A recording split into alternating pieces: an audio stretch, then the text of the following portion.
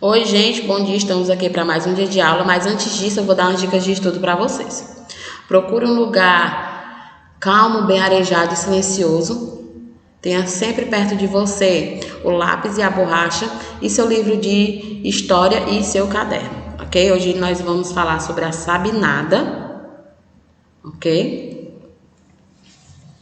A Sabinada, ela foi um levante armado ocorrido na província da Bahia entre novembro de 1837 a março de 1838, tendo como palco principal a cidade de Salvador. O nome do movimento se deve ao seu líder Francisco Sabino Álvares da Rocha Vieira, republicano, médico, jornalista revolucionário e federalista. As principais causas foram a insatisfação diante da falta de autonomia política e administrativa da província, pois aos olhos dos revoltosos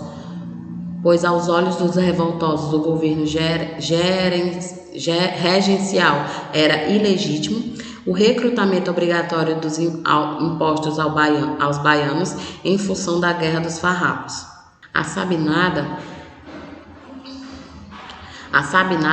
foi mais uma rebelião no período regencial junto à Balaiada no Maranhão, a Cabanagem no Pará e Farroupilhas no Rio Grande do Sul.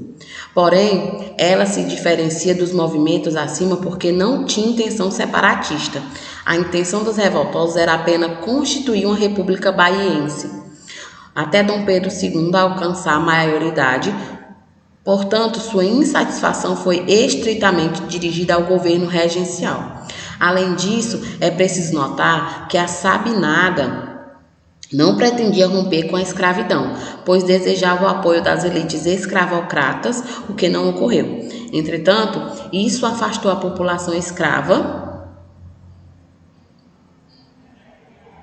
a qual não foi convencida pela promessa de concessão de liberdade aos que lutassem e apoiassem o governo republicano.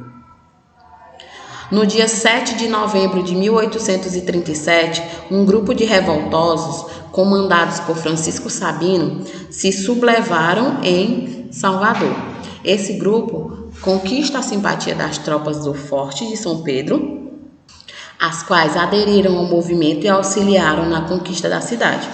Por sua vez, a primeira força legalista, enviada para debandar os amotinados, acabou se juntando a eles, engrossando ainda mais suas fileiras. Assim, com a Câmara Municipal ocupada, Sabino foi nomeado secretário de governo da República Baiana.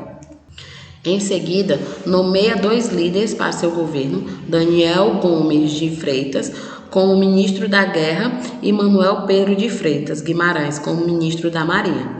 No período de 4 meses, os revoltosos conquistaram diversos quartéis militares nos arredores de Salvador. Enquanto isso, as forças legalistas se reagruparam no recôncavo baiano para o contra-ataque. No efeito, no dia 16 de março de 1838, teve início a ofensiva regencial, com o bloqueio terrestre e marítimo da cidade. Assim que foi sitiada, a imigração maciça da população de Salvador começou. Em pouco tempo, houve escassez de alimentos. Com a ajuda do exército e de milícias locais, as forças governamentais reconquistaram a cidade.